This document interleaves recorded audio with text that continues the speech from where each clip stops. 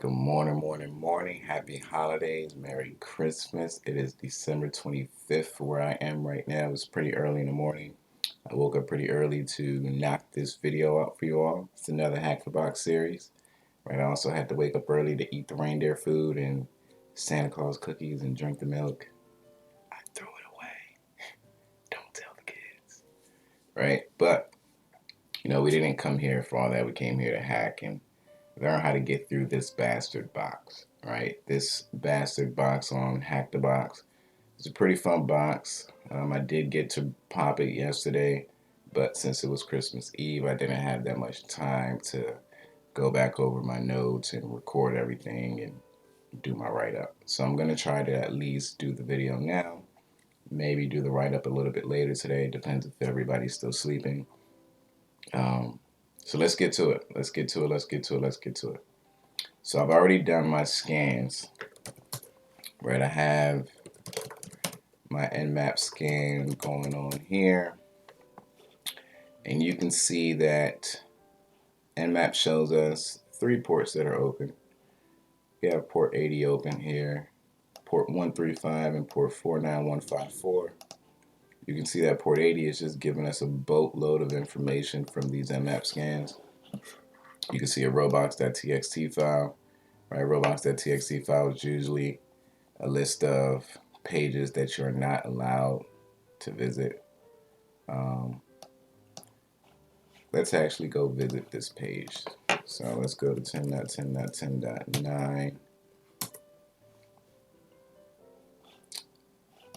And let me see, we have includes changelog.txt.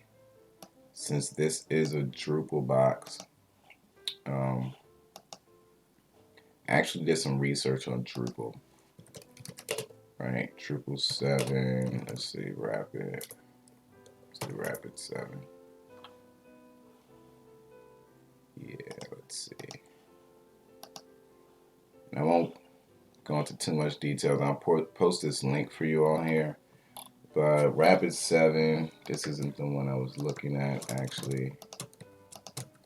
Rapid 7 actually has a nice blog about Drupal, its vulnerabilities, why it's vulnerable, different exploits that you can use to target it. So definitely I'll post this. If you don't see me post it, please shout at me in the comment section so I can get it over to you. But this is the web page here. Okay, this is powered by Drupal, and some things in this blog here actually helps you to do some enumeration on this box. Right, so one of the things it mentions is that you can get the version number of Drupal from one of these, one of these URLs, right? And then within the changelog, let's check it out. You do see the latest version of Drupal that it's using. You can see the other changes in here that are transpired, but right now, for the sake of time, this is what we want to do some more enumeration on Drupal 7.5.4. Okay, if you do a search exploit on Drupal 7.5.4, we get some cool vulnerabilities here. Some of them are mentioned in this blog post. Once again, please read that just to get a better understanding of why Drupal is vulnerable and what Drupal getting is. Okay, I tried to go through each of these one by one. I was not able to get some of them working. The one that I was able to get working was this one right here, 44449. I should have it already pulled down, and I do. So what this is going to do, it is going to, okay, let me type it out first. Drupal 44449, HTTP. I believe this is the syntax to pop it. All right, so this is going to try to, and I believe this is what it's going to try to do. This is based off of my research, right? I'm not a subject matter expert on Drupal vulnerabilities. But what I believe it's trying to do is abuse one of the forms on the pages. It looks like the login page here, right? It's trying to get some It's trying to find an authenticated path and run some PHP. So try to do some remote code execution and get a shell back. Right, looks like it's targeting PHP. All right, so here we go. Who am I? Okay, we have popped the box as a user, which is cool, right? It doesn't really give us too much permissions. I actually didn't try to get the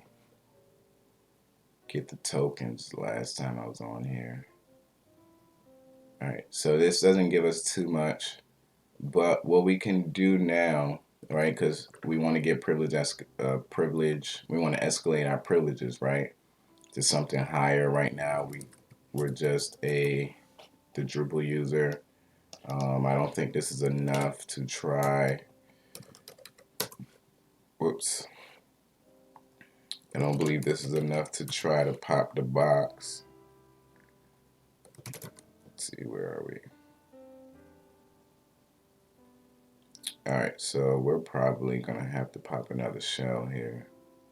So let's transfer, because I can't really change directories within this shell I'm in. I'm not sure if that's just the limitations of that exploit. So what we can do is let's transfer our own shell. I would transfer this, but I'm not sure what port I'm using on it. So let's make another one. Let's do system info. Right, and I did do this yesterday and it's coming back to me. I did run a system info. This is it right here actually. So let's look at this.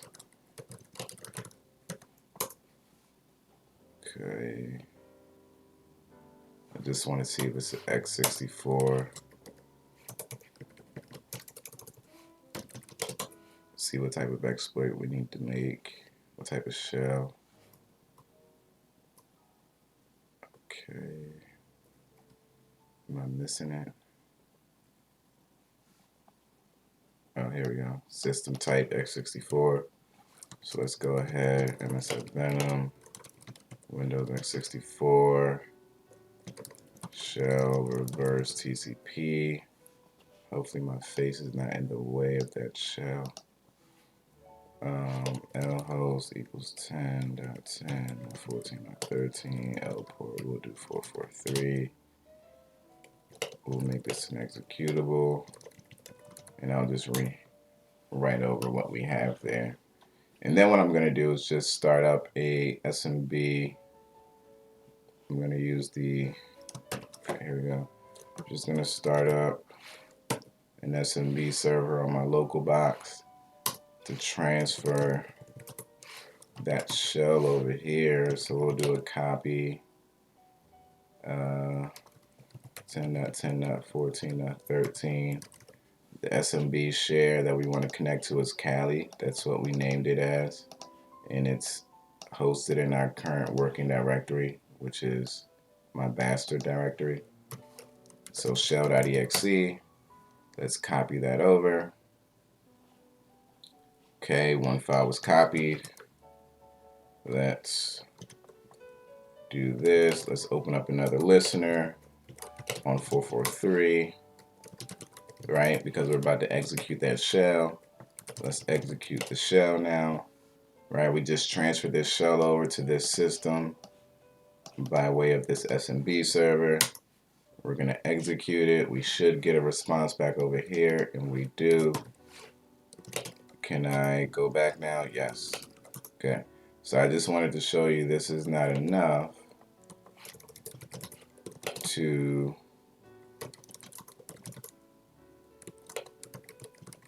pop administrator or to get that root flag. Alright, so here's the user flag. I'm going to come back and capture that later. Right, but obviously we won't be able to get into the administrator box. Access is denied. Alright, so let's go back to our how do I get back there actually? Let's see. Okay, the reason I want to go back there is because we have access to upload files there. So let's go back here. Let's go back here. So CD, boom. All right. So next up, we have to escalate our privileges now, right? We're on the box. We're able to get into Demetrius, into his directory and get the user flag, but the goal now is to get this administrator box. Okay, so if you were to just do system info, you can see, right, this system info was from the box. I did it on the box, and I just copied and pasted it onto my local attacking machine. Okay, so just to let you know how I got that here. But if you do the system info, you can see that there are no patches that have been applied to this box. Right, there are no patches at all that have been applied here. So from my perspective, this is almost a free-for-all box. You could try almost any exploit. I tried a few. I did try using the juicy potato exploit, and then I tried something else that I saw somebody else use. Okay, so but if you were to do the Windows exploiter suggester, you could get some exploits from that too, right? So what I'm going to try to do here is, let's see, let's make another shell so we can run, actually, now I'm not going to use juicy potato because we did that in our last box that we hacked. What was it called? What was it called? I can't remember right now. I'll put it in the description. We've already used juicy potato, so let's use something else. Let's use this vulnerability MS15, this exploit right here, MS15-051, right? It's another kernel exploitation. So let's, and you could, since this is a free-for-all box, right, you could, I mean, all of these may not work, obviously, right? But if you use the Windows exploit suggester, you could have started there to pick which one of these exploits you want to go with next. Okay, I did use the juicy potato exploit to escalate my privileges. I grabbed a, because if we do OMI/priv, you can see that we do have the permissions to create a token and impersonate another token. All right, so juicy potato can work on this. You just have to make sure you're using the right SID. Right, this is a Windows 8 box, I believe. So you want to use one of these tokens here. I tried this one, it didn't work. This one did work for me. So go ahead and use that one. See if the other ones work too. Just remember with the juicy potato exploits, you need a token. All right, so you have to make sure it's applicable to the box you're compromising. See, but what we're gonna do here, you can see this is a Windows 2008 server. So what we're gonna do is use a different exploit. We're gonna use MS15-051. This is a, it is a kernel exploitation. There's more information about it here.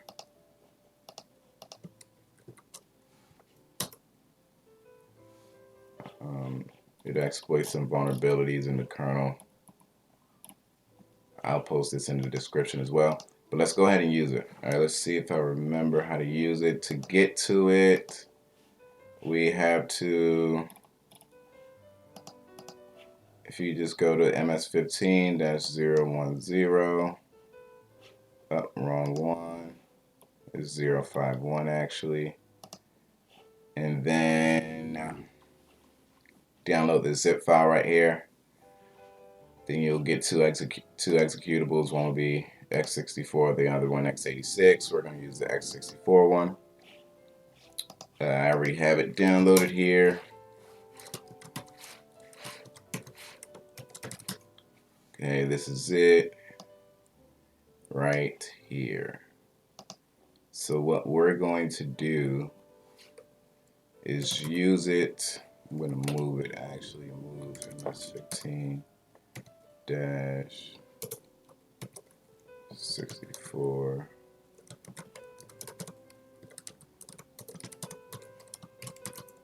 Okay. All right, and I also have a copy of Netcat here. So what I'm going to do is go ahead and start up this SMB server again. And I'm going to use this exploit to open up a shell. Let's do sudo netcat.lvmp on 1234 this time. Okay. Bear with me so I can remember how to use this exploit. So we have to 10.10.9. Okay, Cali is the box.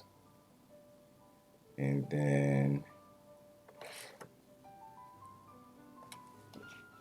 I'm going to use this one because I think that's why I renamed it, to make it easier to use.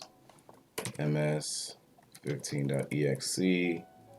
Now what I want to do is, oh, actually that's not my IP address. ms15.exe. Now what I want to do is call netcat. I want to call netcat to cmd.exe back to us on 1234. I think this is the command here.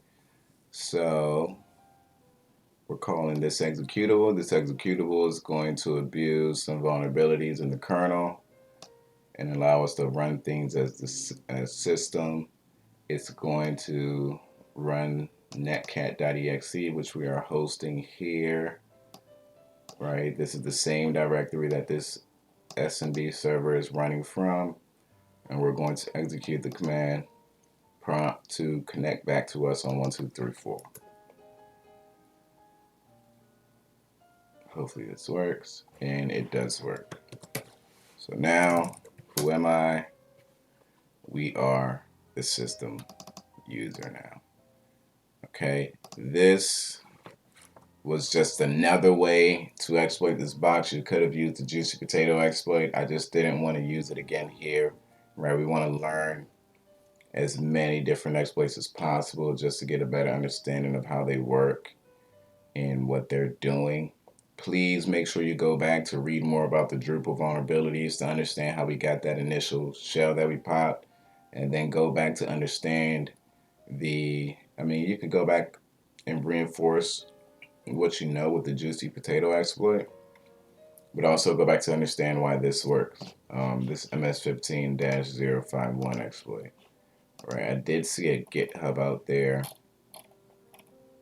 that explained how it was working.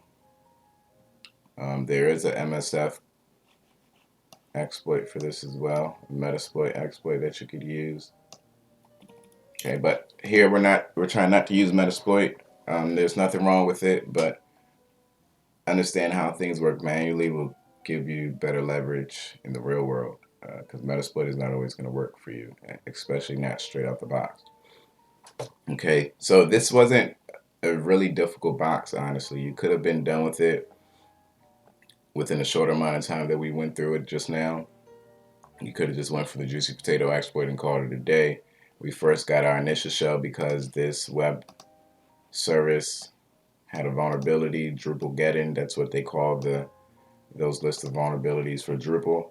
Okay, we exploited the way it interacts with, well, we exploited the unauthenticated paths to the form, to the user, to the login form, the registration form, but I think it was the password form that we exploited, and we were able to execute some type of PHP remote code to get our initial shell back, and then from there we wanted to escalate our privileges, right? First thing that we did, we saw, well, we didn't do it first, but you always want to do this command first here just to see what permissions you have. Okay, and we saw that we had the these special privileges to create and impersonate tokens. And then from there, we could have just used the juicy potato exploit, but we wanted to do something challenging, and we used the MS15-051 exploit, which targets some vulnerabilities in the Windows 8 kernel.